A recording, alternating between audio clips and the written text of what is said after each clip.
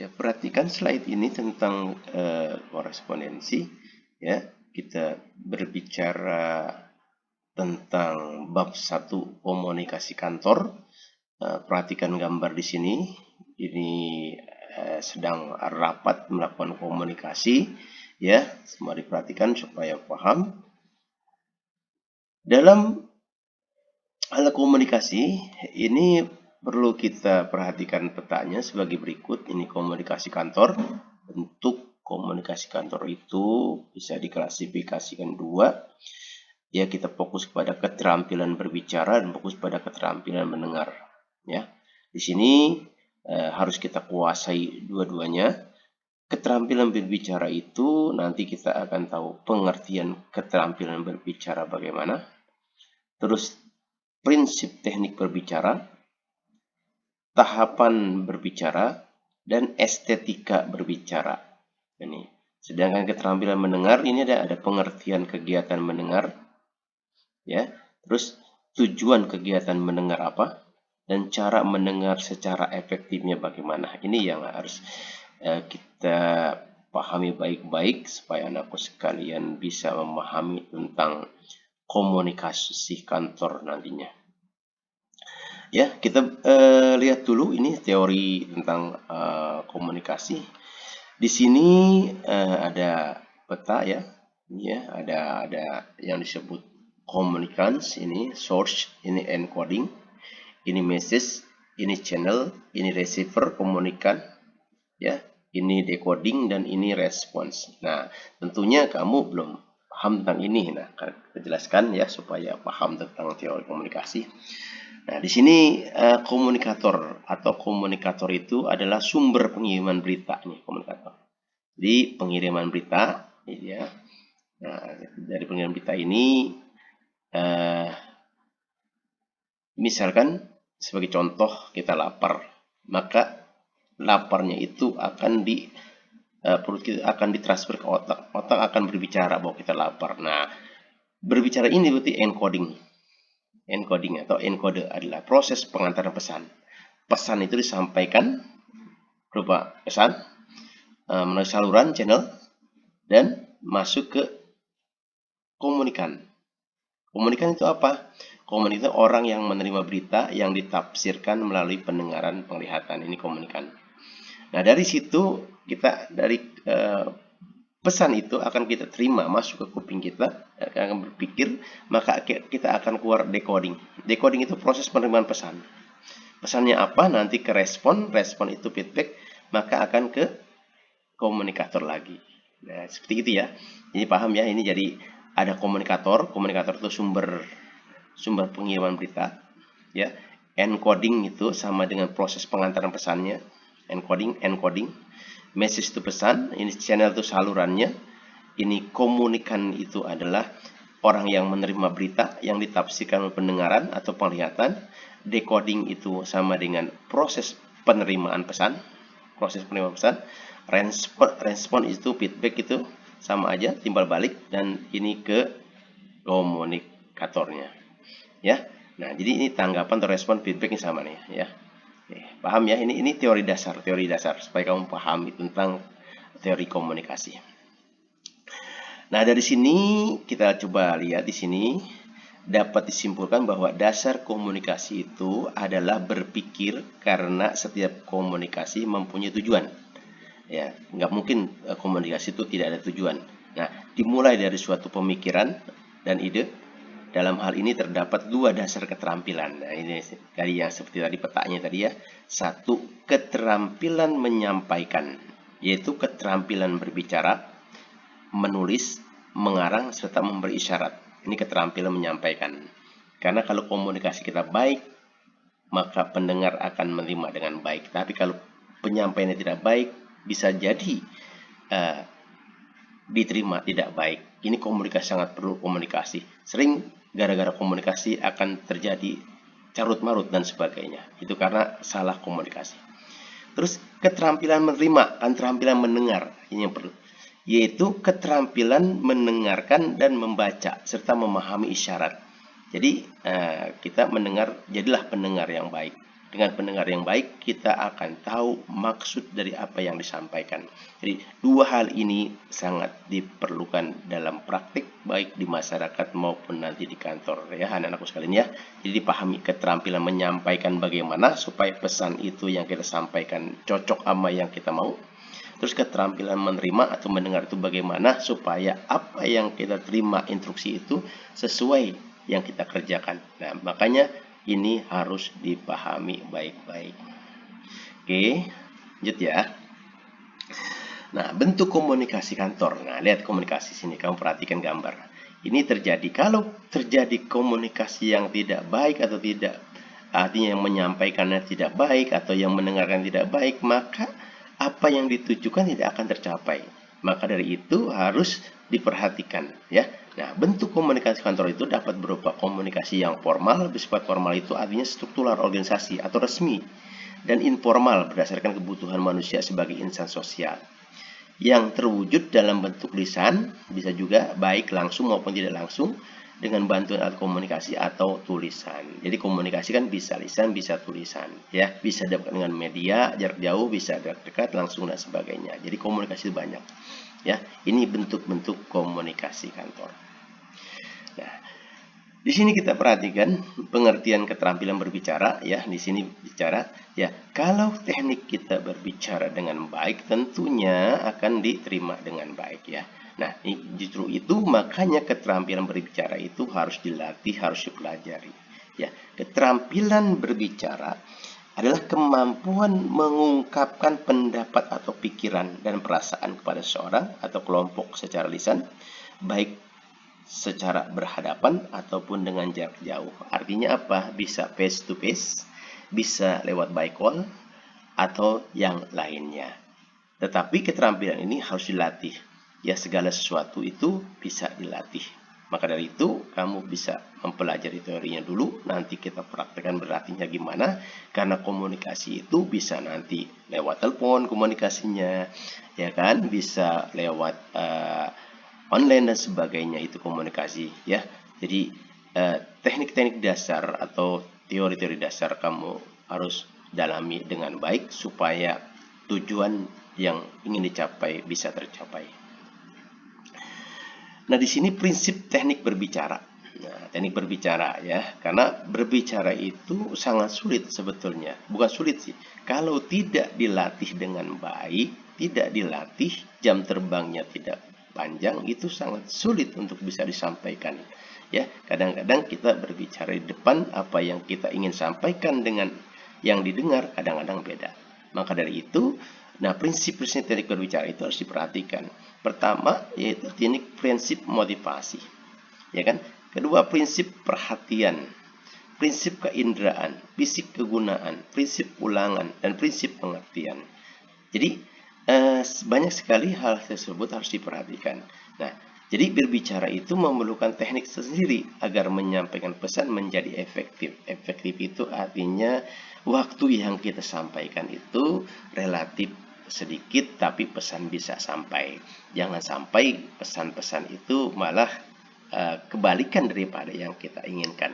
Maka prinsip-prinsip ini harus diperhatikan. Motivasi itu artinya menggerakkan, ya. Jadi memberikan motivasi. Perhatian itu ya concern kita, keinderaan itu ya panca kita kedengaran, dan kegunaannya serta lain sebagainya. Ya, jadi ini teknik-teknik berbicara. Ya, dari sekarang bisa dilatih anak-anakku sekalian bahwa ini memang perlu jam terbang yang cukup tinggi untuk bisa menjadi pembicara yang baik. Ya, tahapan-tahapan berbicara tentunya di sini ya, ada tahapan berbicara, tahapan ada. Kalau kita berbicara itu kan ada tahapan persiapan, di tengahnya ada tahapan penyajian, dan di akhirnya ada tahapan penutup. Itu konsep dasar ya. Kalau kamu mau bicara pertama kan pasti kalau kamu lihat orang berbicara pertama itu harus ada pembukaan, ya kan. Setelah pembukaan nanti di tengah ada penyajiannya, dan terakhir ada penutupnya.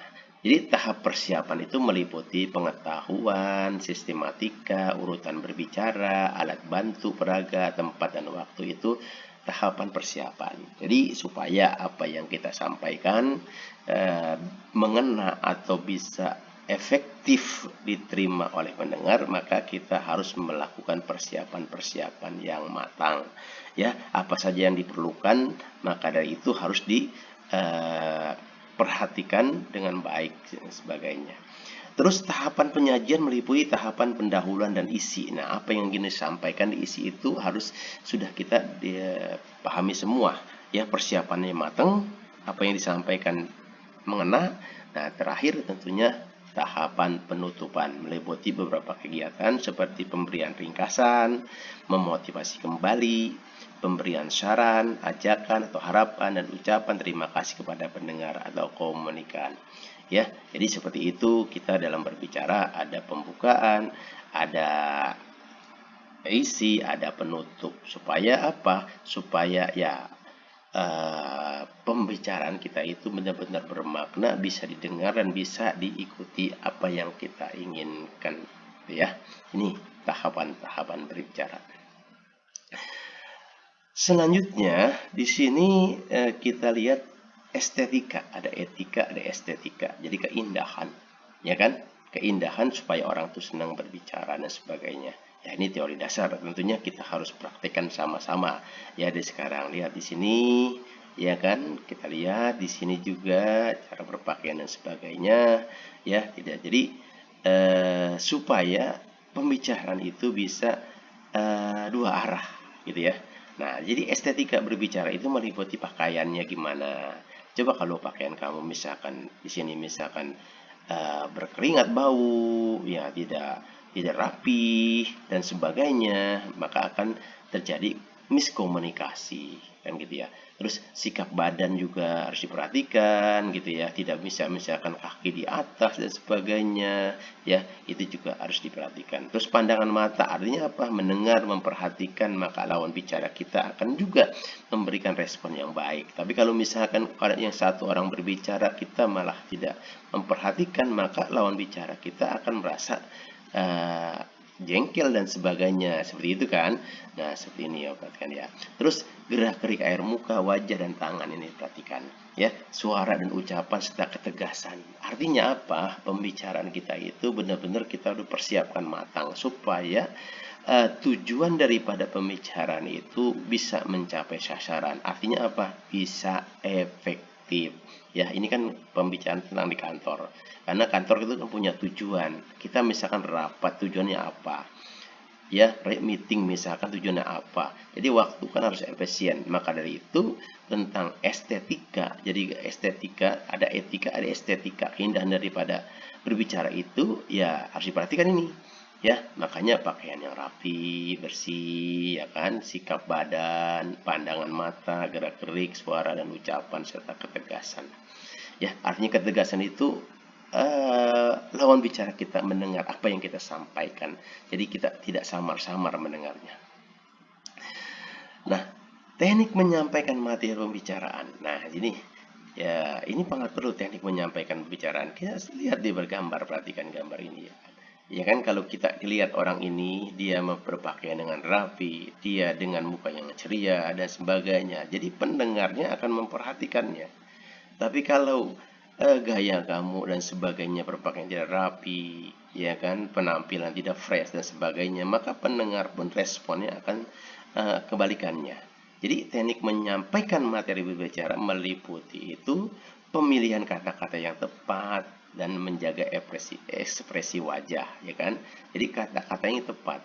Makanya sebelum berbicara kita harus persiapan matang tentang materi yang ingin kita sampaikan, terus persiapan fisik, ya kan, persiapan segalanya. Terus bahasa tubuh kamu perhatikan, suara kamu juga kamu perhatikan. Ini adalah teknik-teknik menyampaikan materi pembicaraan. Oke, nah sekarang teknik mendengar. Nah, mendengar ini sangat perlu. Makanya kita kadang-kadang diciptakan satu mulut dua kuping. Artinya apa? Kita harus banyak-banyak bisa mendengar. Nah, artinya apa? Jadi kalau misalkan sedang ada pembicaraan, ya kita jangan sampai tidak memperhatikan. Kita memperhatikan dengan seksama. Kenapa? Supaya nanti hasil yang dibicarakan itu kita paham, sehingga apa yang kita bicarakan nanti tentunya nyambung. Inilah pengertian mendengar ya. tujuan kegiatan mendengar ya, seperti itu. Ya, jadi ini kegiatan mendengar ini adalah kegiatan fisik di mana seseorang menerima suatu melalui indera pendengaran sehingga dapat menganalisis, menghargai, dan memberikan pendapat terhadap si pembicara. Itu mendengar yang baik, ya. Jadi jadilah pendengar yang baik supaya kita bisa memahami lawan bicara kita. Ya, tentunya tujuan utama dari kegiatan mendengar adalah untuk memahami pesan atau materi pembicaraan yang disampaikan pembicara secara komprehensif atau menyeluruh, ya. Paham ya anak-anakku sekalian ya. Jadi itu teknik bicara, perhatikan semua itu. Kalau kita sedang bicara, kita perhatikan. Begitu juga sebaliknya, ya. Jadilah pendengar yang baik, jadilah pembicara yang baik. Konsepnya itu supaya kamu bisa nanti di kantor bisa mencapai apa yang tujuan yang daripada nanti mengadakan ya seperti rapat dan sebagainya. Nah, tentunya dalam komunikasi itu juga bagaimana sih cara mendengar secara efektif tentunya ya. Kadang-kadang kan kita bingung nih. Nah, di sini coba Bapak kita jabarkan nih cara mendengar secara efektif. Nah, di sini cara mendengar secara efektif meliputi apa? Bersifat objektif terhadap pembicaraan ataupun materi pembicaraan. Ya kan? Usahakan agar perhatian tetap berfokus kepada pembicaraan, ya, mencatat hal penting yang disampaikan oleh pembicara dalam buku catatan. Makanya selalu dalam rapat itu bawa buku atau bawa eh, catatan sebagainya, supaya apa, hal-hal yang penting kita catat itu ya. Kadang-kadang kita tuh enggan mencatat, nanti setelah rapat kadang-kadang lupa. Nah, itu kebiasaan-kebiasaan yang begitu yang tidak bagus ya, karena kemampuan untuk mengingat kadang-kadang orang beda-beda ya. Terus memisahkan antara fakta dan opini, ya kan. Kalau fakta itu kan sesuatu yang tidak bisa dibantah, kalau opini itu kan bisa benar bisa salah kan gitu ya. Nah, terus tidak menyela ketika pembicara sedang menyampaikan materi pembicaraan. Jadi atur ritmenya kita kalau mendengar itu. Jangan orang lagi bicara kita potong tiba-tiba. Ada sesi-sesinya. Ya, diskusi begitu juga supaya jalan ada masing-masing, ada waktu berbicara, ada waktu mendengar, ada waktu berbicara. Supaya apa? Supaya waktu itu bisa diatur dengan baik. Itu teknik-tekniknya. Terus memberikan tanggapan atas materi yang disampaikan pembicara serta mengingat-ingat dan mengulang-ulang materi penting yang disampaikan pembicara sebagai pemahaman untuk diri sendiri. Artinya apa? Coba kita bisa pahami, jadi supaya makna daripada kita mendengar itu dapat kita hayati, dapat kita simpan ke otak kita sehingga untuk bisa menyelesaikan masalah-masalah yang diinformasikan kepada kita seperti itu. Ya, sebegitu aja.